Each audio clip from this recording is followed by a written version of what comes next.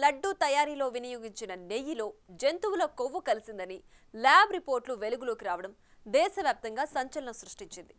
హిందువులు ఎంతో పవిత్రంగా భావించే తిరుమల లడ్డూలోనే ఇలా జరగడం ప్రతి ఒక్కరిని ఆవేదనకు గురిచేస్తోంది. అందరూ గత వైసీపీ సర్కార్ నిర్వాకంపై మండిపడుతున్నారు. దీంతో డ్యామేజ్ కంట్రోల్ చేసుకోవడానికి తిరుమల పర్యటన అంటూ హడావిడి చేసిన జగన్ తర్వాత దాన్ని రద్దు చేసుకున్నారు. అసలు ప్రస్తుతం ఉన్న ప్రతికూల పరిస్థితుల్లో జగన్ స్వామివారి దర్శనం చేసుకోవాలని అనుకోవడం వెనక ఆంతర్యమేంటి? కొండెక్కడానికి ఎందుకు రెడీ అయ్యారు? అంతలోనే ఎందుకు డ్రాప్ అయ్యారు?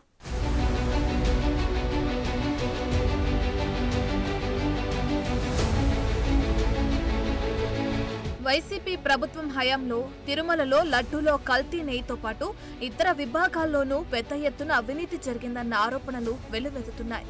వీటిపై టీడీపీ కూటమి ప్రభుత్వం ప్రత్యేక దృష్టి సారించడంతో వైసీపీ హయాంలో జరిగిన అవినీతి అక్రమాలు ఒక్కటొక్కటిగా వెలుగులోకొస్తున్నాయి. పవిత్ర పుణ్యక్షేత్రంలో ఘోరాలకు పాల్పడిన వారిపై కఠిన చర్యలు తీసుకోవాలని హిందువులు, హిందూ సంఘాల ప్రతినిధులు డిమాండ్ చేస్తున్నారు. దీంతో సీఎం చంద్రబాబు నాయుడు లడ్డూ కల్తీ ఘటనపై సిట్ విచారణకు ఆదేశించారు. మరోవైపు తిరుమలలో లడ్డూ కల్తీపై అర్చకులు సంప్రోక్షణ యాగం నిర్వహించారు.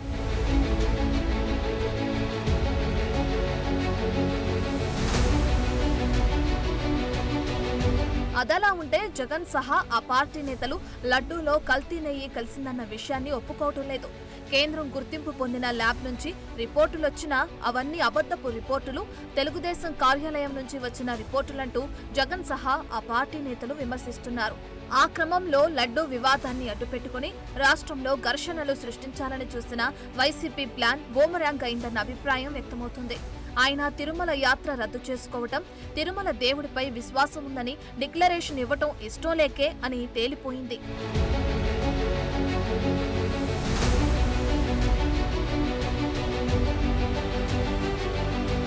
వైసీపీ హయాంలో తిరుమల లడ్డూ తయారీలో కల్తీ నెయ్యి వాడారని ల్యాబ్ రిపోర్టులు రావడంతో జగన్మోహన్ రెడ్డితో పాటు వైసీపీ నేతలు ఉక్కిరిబిక్కిరవుతున్నారు.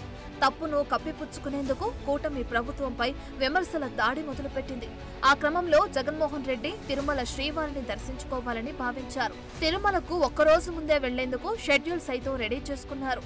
తిరుమల వెళ్లే క్రమంలో పోలీసులు జగన్ను అడ్డుకుంటే పెద్ద ఎత్తున ఘర్షణలకు దిగేందుకు వైసీపీ శ్రేణులు సిద్ధమయ్యారన్న ప్రచారం జరిగింది. రాయలసీమలోని పలువురు ముఖ్య నేతలకు ఈ మేరకు స్వయంగా వైసీపీ పెద్దలే ఆదేశాలు ఇచ్చారంటున్నారు. జగన్ ని తిరుమల వెళ్లకుండా అడ్డుకుంటే తిరుపతి ప్రాంతంలో అలజడులు సృష్టించి తద్వారా ఆ విషయాన్ని జాతీయ స్థాయిలో ఫోకస్ అయ్యేలా చేయడానికి వైసీపీ స్కెచ్ గీసిందంటున్నారు. వారి వ్యూహాలను ముందుగానే పసిగట్టిన CM Chandrababu, deputy CM Pawan Kalyan, కూటమి నేతలు ఎవరూ జగన్ను అడ్డుకోవద్దని, ప్రశాంత వాతావరణంలో జగన్ తిరుమల పర్యటన సాగేలా చూడాలని సూచించారు. ఎందుకైనా మంచిదని ప్రభుత్వం ఆయనకు ఎలాంటి ఆటంకాలు లేకుండా వందల మంది పోలీసుల భద్రత ఏర్పాటు చేసింది. కాన్వాయ్ కూడా రెడీ చేసింది.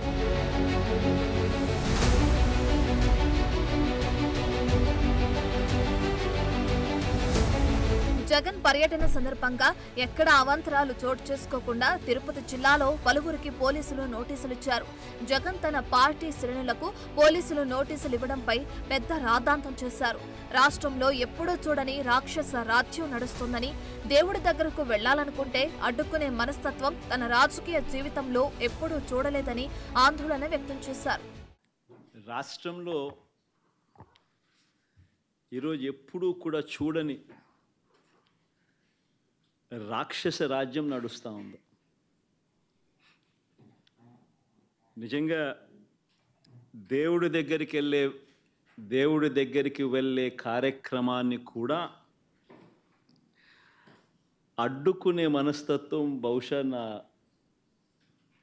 రాజకీయ జీవితంలో నేను ఎప్పుడు చూడలే. దేవుడి దగ్గరికి దర్శనం చేసుకునేదానికి వెళ్తాము అని అంటే కూడా అడ్డుకునేందుకు ప్రయత్నం చేస్తూ అడుగులు వేస్తూ ఉన్న పరిస్థితులు బహుశా ఎప్పుడూ కూడా జరిగి ఉండదు. దేశంలో కూడా ఎప్పుడు బహుశా జరిగి ఉండదు. రాక్షస రాజ్యం అనేది ఇదే.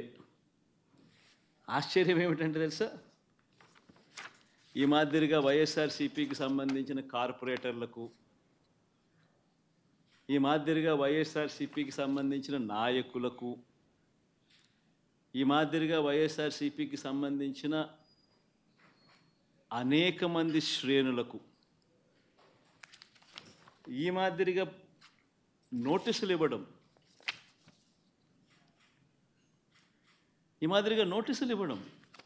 వాస్తవానికి తిరుపతి పరిసర ప్రాంతాల్లో 218 మంది వైసీపీ శ్రేణులకు పోలీస్ శాఖ నోటీసులు ఇవ్వగా 292 మంది కూటమి నేతలు కూడా నోటీసులు అందుకున్నారు.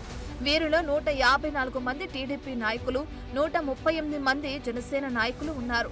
తిరుమలకొచ్చిన తెలంగాణ బీజేపీ మహిళా నేత మాధవీలతకు కూడా పోలీసులు నోటీసులు ఇచ్చారు.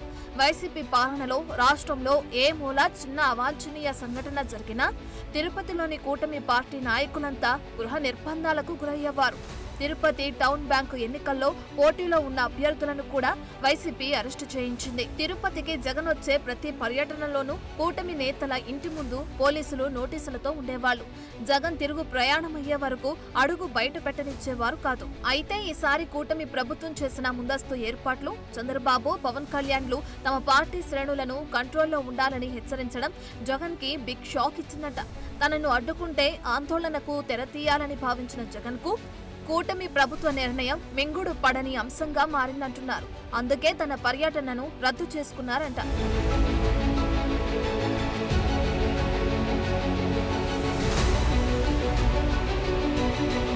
మొత్తానికి తిరుమలలో పర్యటించి రాష్ట్ర వ్యాప్తంగా ఉద్రిక్తత పరిస్థితులు నెలకొనేలా చేయాలని భావించిన జగన్ కు అపార రాజకీయ అనుభవం కలిగిన CM Chandrababu, deputy CM Pawan కళ్యాణ్లు తమదైన వ్యూహంతో చెక్ పెట్టి బిగ్ షాక్ ఇచ్చారు.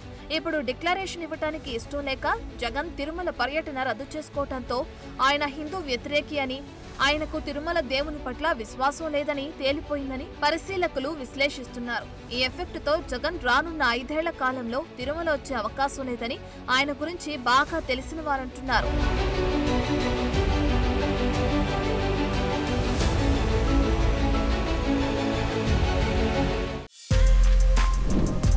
For more videos like this, subscribe Big TV channel.